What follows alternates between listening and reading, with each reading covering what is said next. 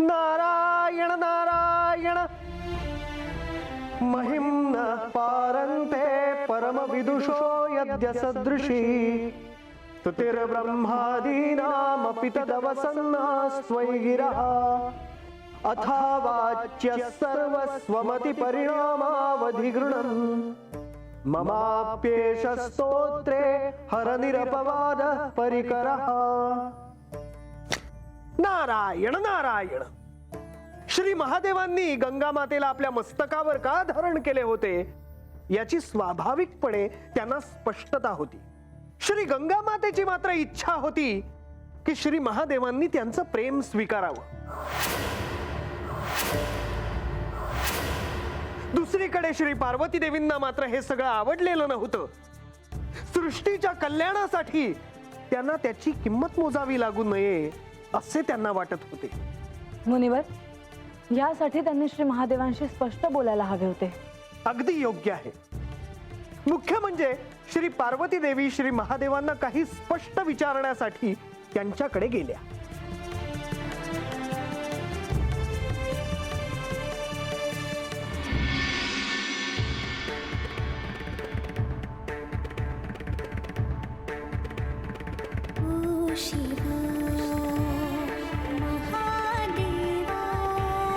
स्वामी,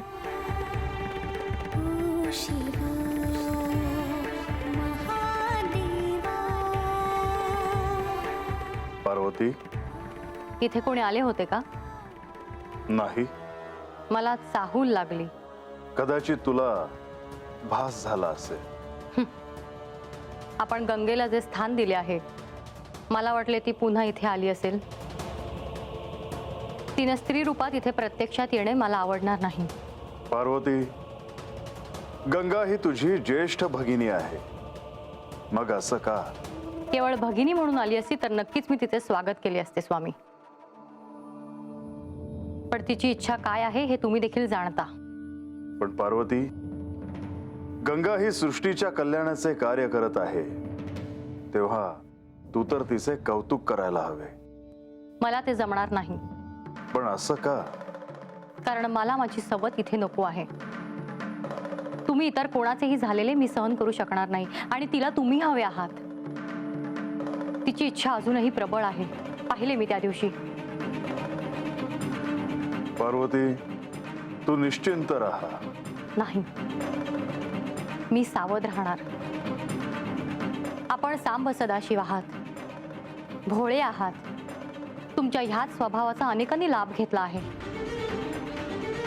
आणि इथे तर माझ्या अधिकाराचा, माझ्या प्रेमाचा, माझ्या स्थानाचा प्रश्न आहे।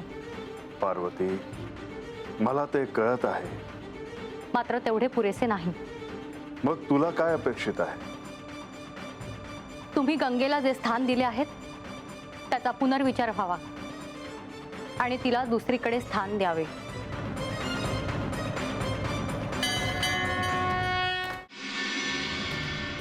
तुम्ही गंगेला जे स्थान दिले आहेत त्याचा पुनर्विचार व्हावा आणि तिला दुसरीकडे स्थान द्यावे। पण हे कसे शक्य आहे? का? पार्वती, एकतर मी तिला तसे वचन दिले आहे आणि दुसरे म्हणजे मी तिला नियंत्रित करून पृथ्वीवर सोडले आहे। अन्यथा तिच्या आवेगात सर्वत्र जलप्रलय यायचा। पण तिला आपण शांत प्रवाहित व्हायला सांगू शकतो। नाही, तो तिचा स्वभाव आहे आणि तिच्या स्वभावाप्रमाणे प्रवाहित होणे हा तिचा अधिकार आहे। तुम्ही लगेच तिची बाजू घेता आहात। आता तुम्हाला माझे म्हणणेही पटेन असे झाले आहे। पार्वती, काहीही बदल झालेला नाही, जे आधी होते तसेच आहे। मग मला असे का वाटते आहे की अनेक बदल घडलेले आहेत? पार्वती, गंगेला जे स्थान दिले आहे ते तसेच राहील आणि आता माझे जे स्वरूप आहे त्यामध्ये तिचे स्थान हे क्रमप्राप्त आहे। माझ्या अनुमतीशिवाय? जिथे सृष्टीच्या कल्याणाचा हेतू आहे तिथे आपण दोघे एक आहोत। तिथे तुझा निर्णय हा गृहीत आहे। त्याचे मूल्य मला असे द्यावे लागणार आहे का? नाही पार्वती. मग गंगेला आपल्यामध्ये येण्याचे काहीच कारण नाही. तिने जर आपल्यामध्ये येण्याचा प्रयत्न केला तर तिला माझ्या क्रोधाला सामोरे जावे लागेल. तिने इथे प्रत्यक्ष स्त्री रूपात येण्याचा प्रयत्न करू नये. पार्वती,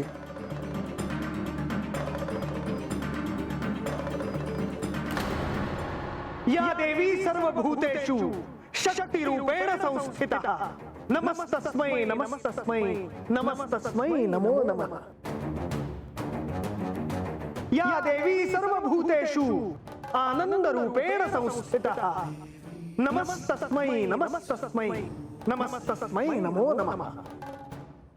या देवी सर्वभूतेषु शान्तिरूपेण संस्थितः नमस्तस्यै नमस्तस्यै नमस्तस्यै नमो नमः. या देवी सर्वभूतेषु शक्तिरूपेण संस्थितः नमस्तस्यै नमस्तस्यै नमस्तस्यै नमो नमः. या देवी सर्वभूतेषु धनरूपेण संस्थितः नमस्तस्यै नमस्तस्यै नमस्तस्यै नमो नमः. या देवी सर्वभूतेषु शान्तिरूपेण संस्थितः नमस्तस्यै नमस्तस्यै नमस्तस्यै नमो नमः. या देवी सर्वभूतेषु ज्ञानरूपेण संस्थितः नमस्तस्यै नमस्तस्यै नमस्तस्यै नमो नमः. या देवी सर्वभूतेषु कीर्तिरूपेण संस्थितः नमस्तस्यै नमस्तस्यै नमस्तस्यै नमो नमः. या देवी सर्वभूतेषु आरोग्यरूपेण संस्थितः नमस्तस्यै नमस्तस्यै नमस्तस्यै नमो नमः. या देवी सर्वभूतेषु यशरूपेण संस्थितः नमस्तस्यै नमस्तस्यै नमस्तस्यै नमो नमः.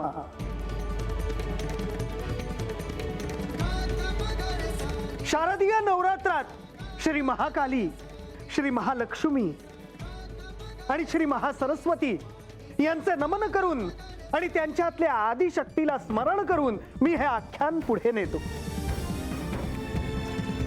कैलासात श्री महादेव श्री गंगा मातेला धारण करून स्थित होते. श्री पार्वती देवींनी गंगा मातेला त्यांच्या सोबत पाहिले होते आणि ते स्वाभाविकपणे त्यांना रुचले नव्हते. त्यांनी या संदर्भात श्री महादेवांकडे बोलूनही दाखवले होते. मला आश्चर्याचे वाटते आहे की श्री महादेवांनी तिथेही देवी गंगा यांना स्पष्टपणे सांगून दूर का नाही ठेवले. पार्वती देवी योग्य होत्या.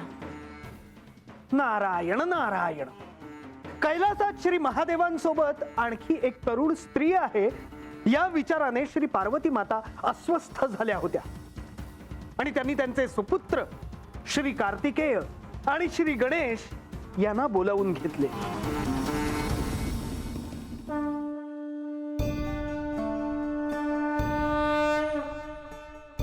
माझ्या येण्याने तुला आनंद झालेला दिसत नाही हे स्पष्ट दिसते आहे.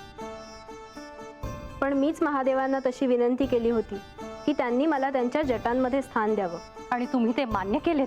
होय, कारण गंगेचे भवितव्य माझ्याशी जोडले जाणार हे विधानच होते.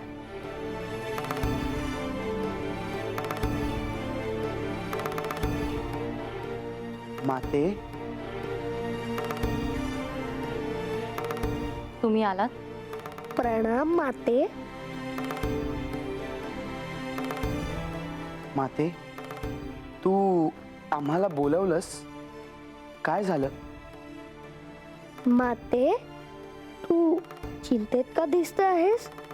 मला तुमच्यावर एक कार्य सोपवायचे आहे. आज्ञा असावी माते.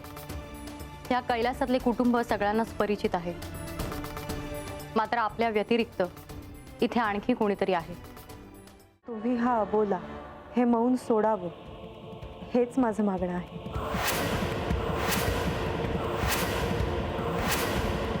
ते शक्य नाही देवी.